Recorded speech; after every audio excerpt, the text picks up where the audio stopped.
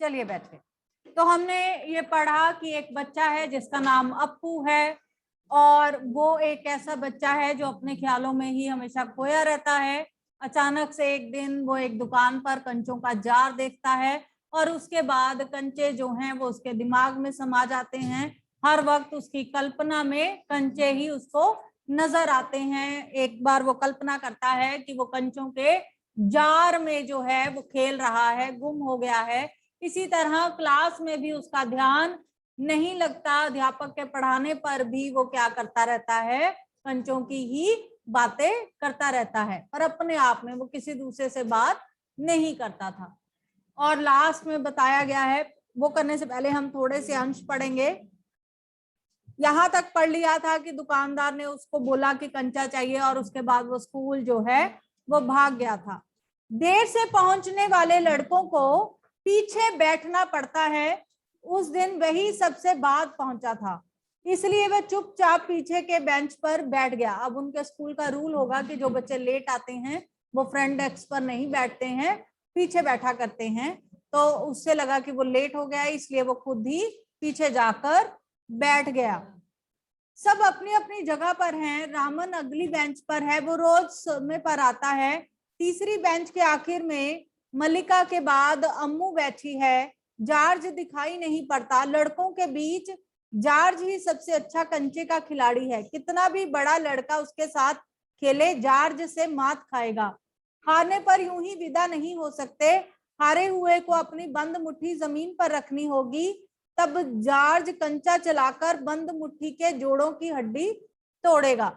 अब उन्होंने उनका अपना अपना खेल है, जैसे हम भी वो आप खेलते हो ना, हाथ पे हाथ रख के एक दूसरे को मारना, रेड हैंड। तो इनका भी ये नियम है कि जैसे ये कंचे खेलते हैं, जो हारता है फिर वो मुट्ठी बंद करके जमीन पे रखता है, तो वो कंचों से उसके ये जो यहाँ पे है इस पे मारता है, राइट। तो वो कहता है कि सबसे ज्यादा एक्सपर्ट कंचे खेलने में क्लास में कौन है? जॉर्ज है। ठीक, जॉर्ज क्यों नहीं आया? अरे हाँ, जॉर्ज को बुखार है, उसे रामन ने ये सूचना दी। उसने मल्लिका को सब बताया था। जॉर्ज का घर रामन के घर रास्ते में पड़ता है। ये सारे उसकी क्लास के बच्चे हैं, उनके बारे में सोचता चला जा रहा है। अप्पू कक्षा की ओर ध्यान नहीं दे रहा। मास्टर जी, उसने हड़बड़ी में किताब खोलकर सामने रख ली। रेलगाड़ी का सबक था। रेलगाड़ी रेलगाड़ी, पृष्ठ 37। घर पर उसने ये पाठ पढ़ लिया था। मास्टर जी बीच बीच में बैंत से मेज ठोकते हुए ऊंची आवाज में कह रहे थे, बच्चों तुम में से कई ने रेलगाड़ी देखी होगी। इसे भाप की गाड़ी कहते हैं और इसका यंत्र भाप की शक्ति से चलता है। भाप का मतलब पानी से निकलती भाप। तुम लोगों के घरों के चूल्हे में भी। अब आप जानते हैं कि मैंने आपको पहले भी बताया है कि इसमें कहानियां जो है वो बहुत ज्यादा पुरानी है। तो रेलगाड़ी का जब वो लेसन पढ़ा रहे हैं तो किस रेलगाड़ी की बात हो रही है? जो भाप से चलती थी, सबसे पहले वाली। अब हाँ, कोयले और भाप से चलती थी, उस रेलगाड़ी की बात जो है वो की जा रही है। मास्टर जी की आवाज कम ऊंची थी। रेलगाड़ी के हर हिस्से के बारे में वो समझा रहे थे। पानी रखने के लिए खास जगह है, इसे अंग्रेजी में बॉयलर कहते हैं। ये लोहे का बड़ा पीपा है, लोहे का एक बड़ा कांच सा जार, उसमें हरी लकीर वाले सफेद गोल कंचे, बड़े आंवले जैसे। अब मास्टर जी लगातार पढ़ा रहे हैं, लेकिन अप्पू के दिमाग में, और जब उन्होंने बोला कि इसको पीपा कहते हैं, तो उसको याद आ गया कि जार में क्या पड़े थे? बड़े खूबसूरत कंचे जो हैं वो पड़े थे। उसका ध्यान जो है वो बिल्कुल भी पढ़ाई में नहीं था। और तू क्यों बोलता जा रहा है?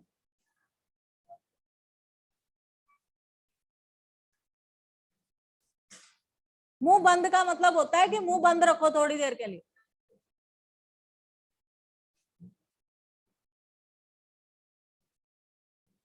फिर वे दोनों खेलेंगे और किसी के खेलने नहीं देंगे। उसके चेहरे पर चाक का टुकड़ा आ गिरा। अनुभव के कारण वह उठकर खड़ा हो गया। मास्टर जी गुस्से में है। सेम अध्यापकों की आदतें वही, जो पढ़ता है। यहाँ से हम इतनी दूर जा नहीं सकते, तो ये बेस्ट चीज होती है, उठा के मारो कि जो नहीं पढ़ रहा उसे लगे, उसे कम से कम। हम नहीं चाहते कि लगे, चौक लगता भी नहीं है किसी को, पर ये है कि हाँ उसका ध्यान दे कि मैं हम उसी की तरफ देख रहे हैं। तो सेम उसके मास्टर जी को पता लग गया कि उसका ध्यान जो है वो पढ़ाई में नहीं है, तो उन्होंने चौक उठा के उसके मुंह पे मारा। वो फटाफट खड़ा हो गया। है मेरे पास, मैंने इसीलिए हाथ में रखा है। उसका दम घुट रहा था, बोल वह खामोश खड़ा रहा, क्या नहीं बोलेगा। वो अप्पू के पास पहुंचे, सारी कक्षा सांस रोके उसकी तरफ देख रही थी। उसकी घबराहट बढ़ गई। मैं अभी किसके बारे में बता रहा था? कर्मठ मास्टर जी उस अध्यापक का चेहरा देखकर समझ गए कि उनके मन में कुछ और है। शायद उसने पाठ का ध्यान दिया भी हो, मगर दिया है तो उसका जवाब उसके मन को बाहर ले आना है, इसी में उनकी सफलता है। बुक बुक करते रहते हो, मेरे को बात बताओ, जो मैं बोल रही हूँ वो सुन लो तो बस बात खत्म है। मैं भी तो वही पढ़ रही हूँ जो बुक में है। बुक नहीं है, बुक नहीं है, बहाने होते तुम्हारे एक दूसरे के साथ चिपट के बैठने के, कि हाँ बातें कर लें हम किसी तरीके। सुनो, वही बात है जो यहाँ लिखी है। लेसन ही समझा रही हूँ मैं। क्या है इस लेसन में, मैंने अच्छी तरह से पहले भी क्लियर कर दिया। अब मैं आपको अंश पढ़कर सुना रही हूँ कि आपको ये ना लगे कि हमें पता नहीं चला। हाँ हाँ बता, डरना मत। मास्टर जी ने देखा अप्पू की जबान पर जवाब था। वह कांपते हुए बोला, कंचा। कंचा। वह सकपका गए, कक्षा में भूचाल आ गया।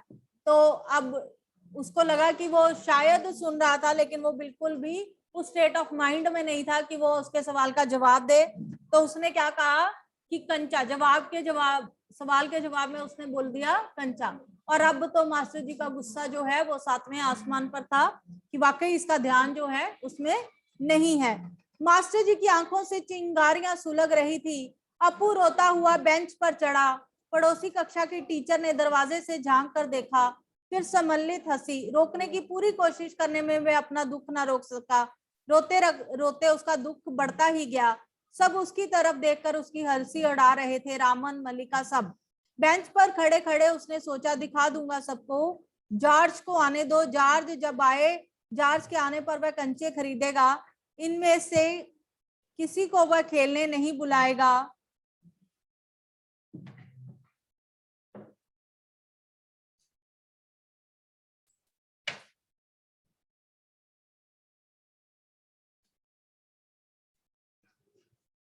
कंचे को देख ये ललचाएंगे, इतना खूबसूरत कंचा है। अब उसको पनिशमेंट भी मिल गई है।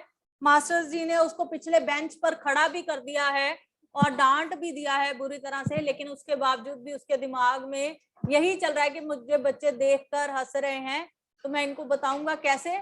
मैं जॉर्ज के साथ मिलकर सारी क्लास में कंचे लेके आऊंगा, सबको दिखाऊंगा, किसी को हाथ लगाने नहीं दूंगा। तो उसके दिमाग में उस वक्त ये नहीं आ रहा कि मुझे सजा मिली है या सारे बच्चे मेरी हंसी इसलिए उड़ा रहे हैं कि मैं सवाल का जवाब नहीं दिया है। उसके दिमाग में क्या घूम रहा है, कंचे।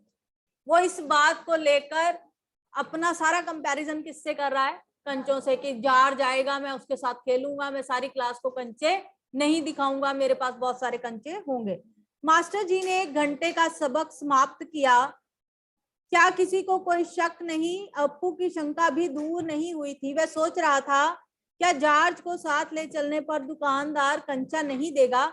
अगर खरीदना ही पड़े तो कितने पैसे लगेंगे? रामन ने मास्टर जी से सवाल किया, उसे सवाल का जवाब मिला। आमनी ने शंका का समाधान कराया। कई छात्रों ने यह दोहराया। अप्पू क्या सोच रहे हो? मास्टर जी ने पूछा। पूछ लो, शंका क्या है? शंका जरूर है, क्या जॉर्ज के साथ चलने पर दुकानदार कंचे देगा? नहीं तो कितने पैसे लगेंगे? क्या 5 पैसे में मिलेगा या 10 पैसे में? अब यहाँ से मास्टर जी उससे सब्जेक्ट से रिलेटेड पूछ रहे हैं कि तुझे इस लेसन में कोई प्रॉब्लम तो है नहीं, पूछो अगर कुछ पूछना है। तो वो कहता हाँ मुझे प्रॉब्लम तो है, लेकिन क्या है, मैं ये सोच रहा हूँ जॉर्ज मेरे साथ कंचे लेने जाएगा या नहीं। इट मीन्स कि उसके दिमाग में क्या चल रहा है?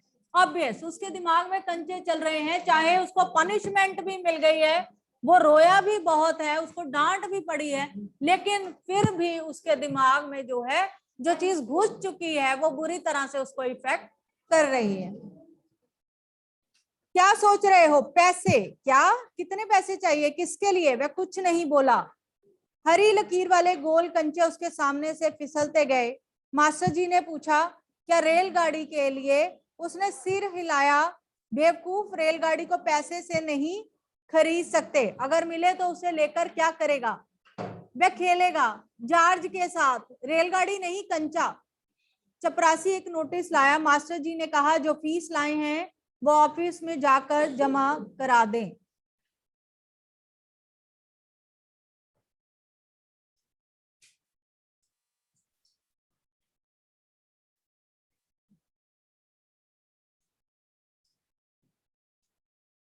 उसके बाद ये सारा छोड़ दो, वही विक्रांत है कि किस प्रकार मास्टर जी उससे फिर बातें पूछ रहे हैं, वो फिर कंचे की दुनिया में खोया है। लास्ट में फीस वाली उस पे आई है, पेज नंबर 93। वह सोच रहा था जॉर्ज को साथ लेकर चलूं तो देगा, शायद दे, नहीं तो कितने पैसे लगेंगे, 5 पैसे 10 पैसे। हरी लकीरों वाले गोल सफेद कंचे। घंटी बजने पर फीस जमा करते हुए सभी बच्चे उधर से चले। वह भी चला मानो नींद से जाग कर चल रहा हो। क्या सब फीस जमा करा चुके? कक्षा छोड़ने से पहले मास्टर जी ने पूछा। वह नहीं उठा। शाम को थोड़ी देर इधर उधर टहलता रहा। लड़के गीली मिट्टी में छोटे गड्ढे खोदकर कंचे खेल रहे थे, वह उनके पास नहीं गया। फाटक के सीखे थामे उसने सड़क की तरफ देखा। वहां उस मोड़ पर दुकान है, दुकान में अलमारी, बाहर खड़े खड़े छू सकेगा। अलमारी में शीशे के जार है, जार में क्या है? कंचे।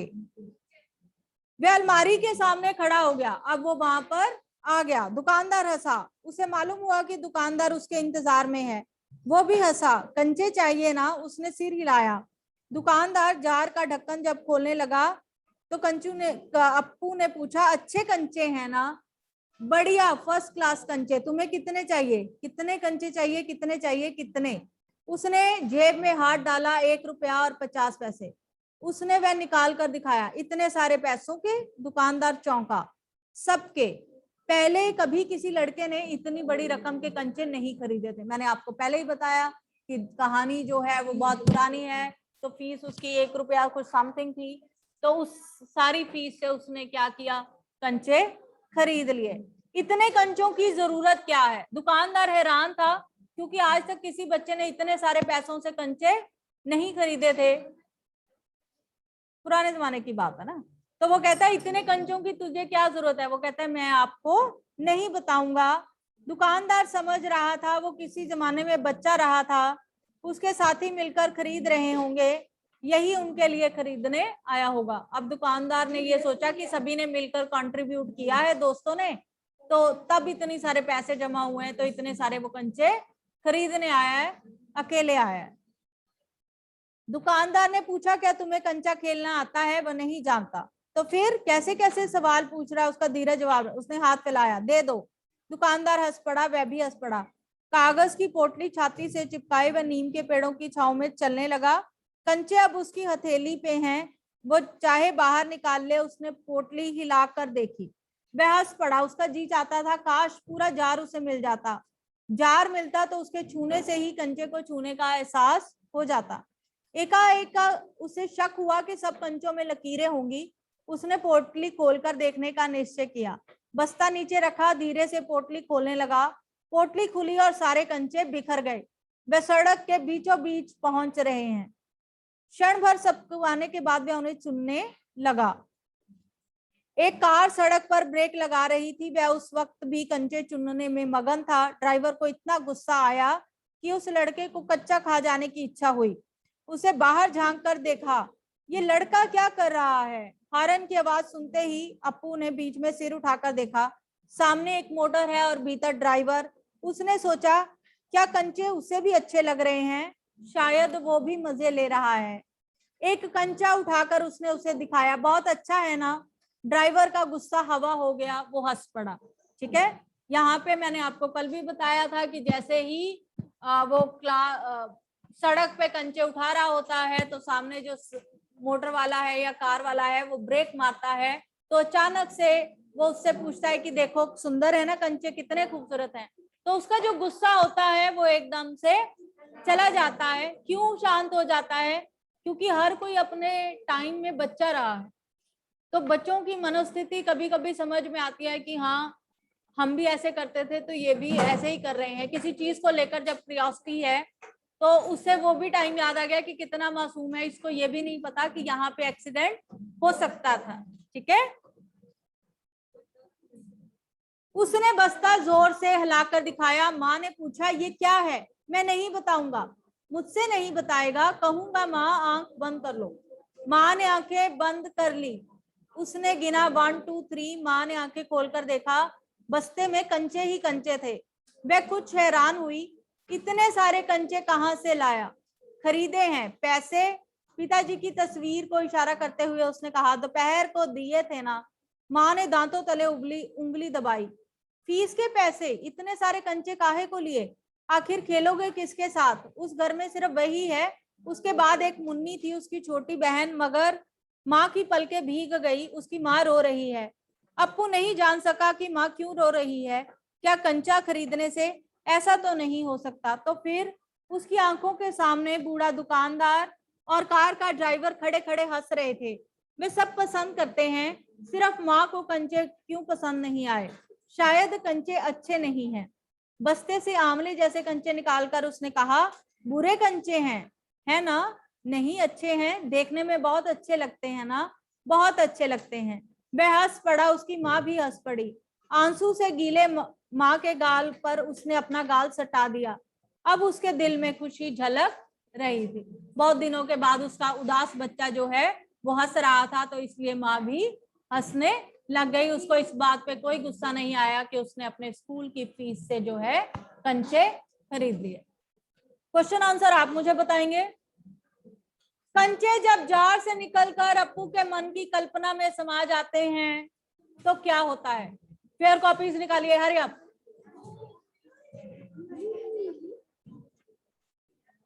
Fair copies. फर्स्ट क्वेश्चन,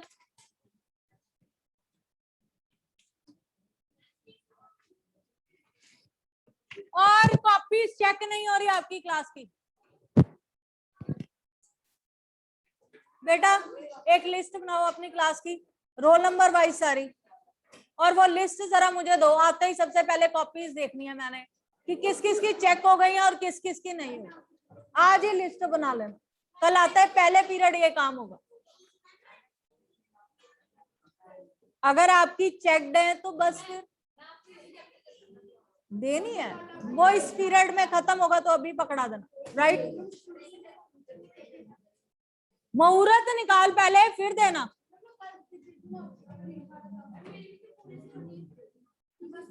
किसकी वेट कर रहे हो? सिलेबस खत्म होगा उसके बाद चेक कराएंगे? क्यों? मैं हर पीरियड के बाद बोल के जाती हूँ कि लास्ट में कॉपी रख दिया करो। Silence please. और किसका नहीं पता कि कॉपी चेक करानी है?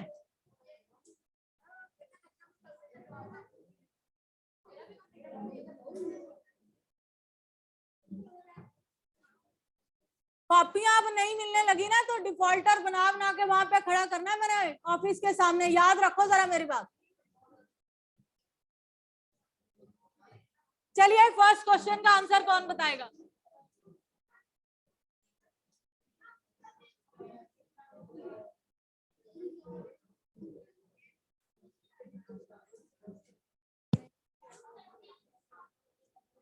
Keep quiet.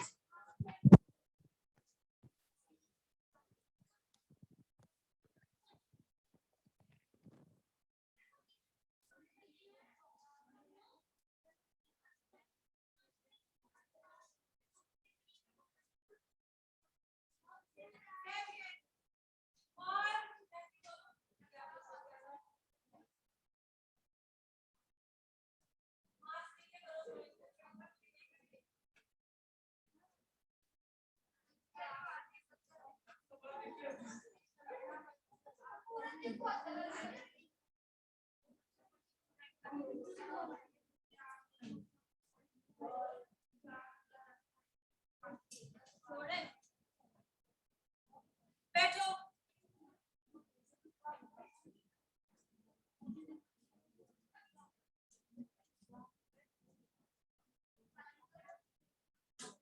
चलिए यहाँ से लिखेंगे पेज नंबर 87। कंचे जब कार पर की कल्पना में समा जाते हैं। सेम क्वेश्चन का आंसर ऐसे ही लिखोगे। उसके देखते देखते जार बड़ा हो जाता है, वो आसमान सा बड़ा हो जाता है और वह उसके भीतर आ गया की बजाय आ जाता है। ऐसे लिखोगे।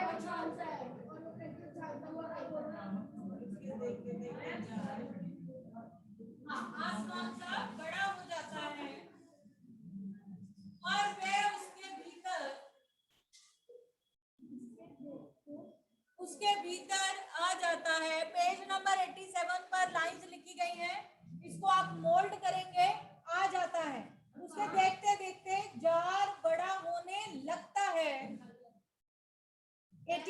The page, third paragraph. उसके देखते देखते जार बड़ा होने लगता है, वो आसमान से बड़ा हो जाता है और अप्पू उसके भीतर आ जाता है।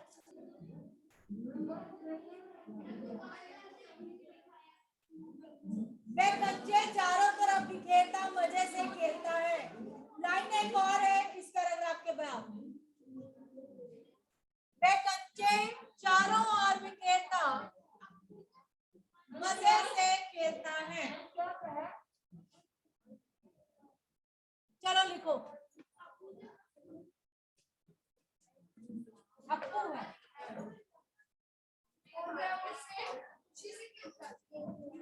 कंचे जब जार से निकलकर अप्पू के मन की कल्पना में समा जाते हैं। लिखिए आंसर।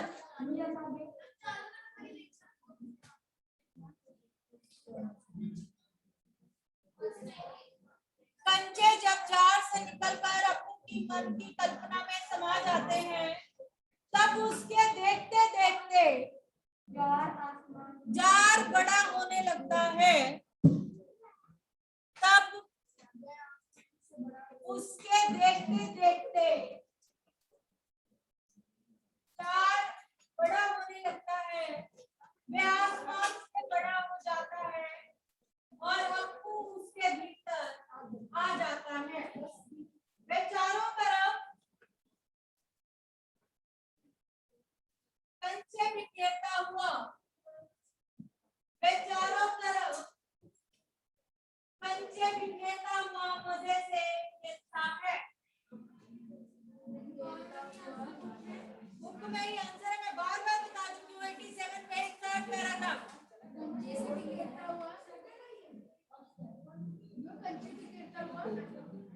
मजे से खेलता है,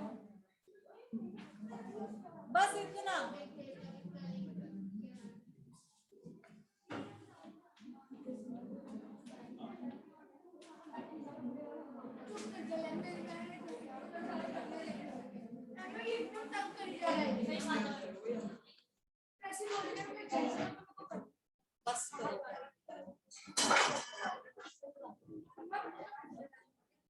चलिए आगे।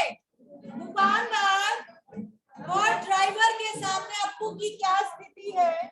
वे दोनों पहले उसे देखकर परेशान होते हैं, फिर हंसते हैं। कारण बताएं।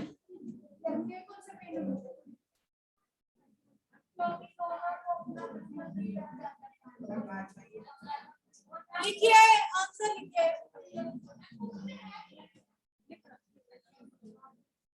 ड्राइवर और अप्पू के सामने, ड्राइवर और दुकानदार के सामने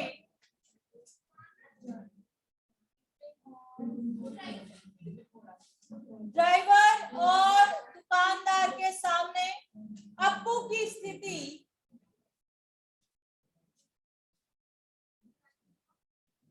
दुकानदार के सामने अप्पू की स्थिति एक मूर्ख और नादान बालक जैसी है।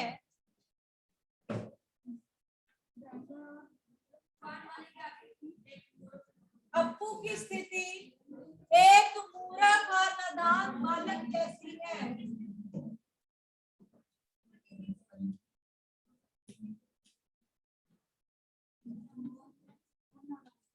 और नादान बालक जैसी है। दोनों पहले परेशान होते हैं, क्योंकि दोनों पहले परेशान होते हैं। बेटा किताब खोलो, उसमें लिखा है प्रश्न। दोनों पहले परेशान होते हैं,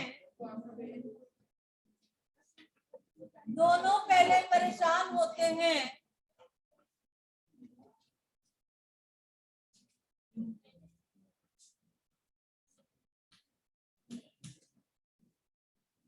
क्योंकि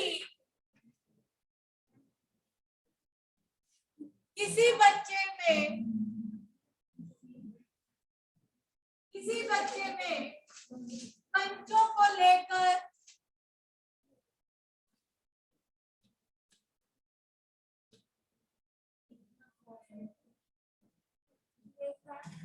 कंचों को लेकर इतनी उत्सुकता नहीं होती।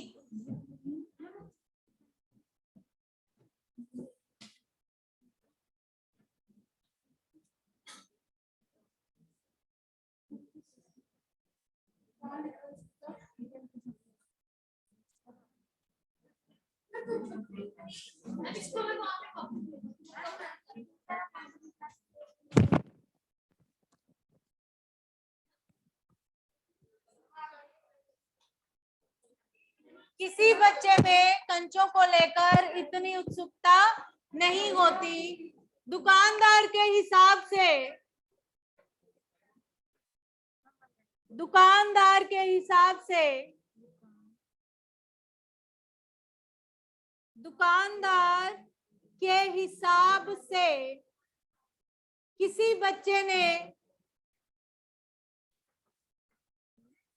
बच्चे ने इतने अधिक पैसों के कंचे नहीं खरीदे।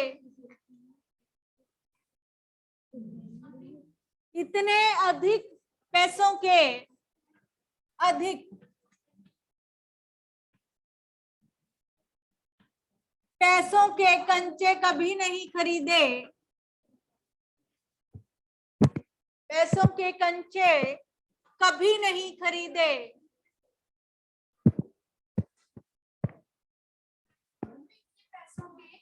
कंचे कभी नहीं खरीदे।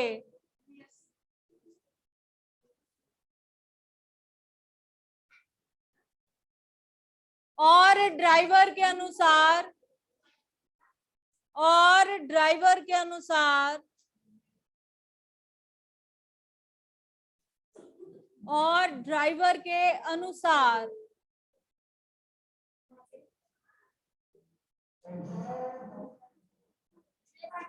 और ड्राइवर के अनुसार कोई बच्चा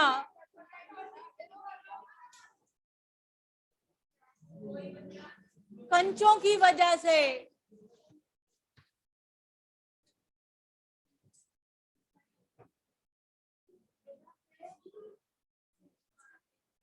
इतना बेध्यान नहीं होता।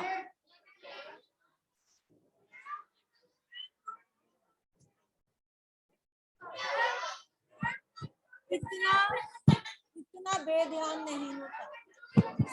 इतना बेध्यान नहीं होता।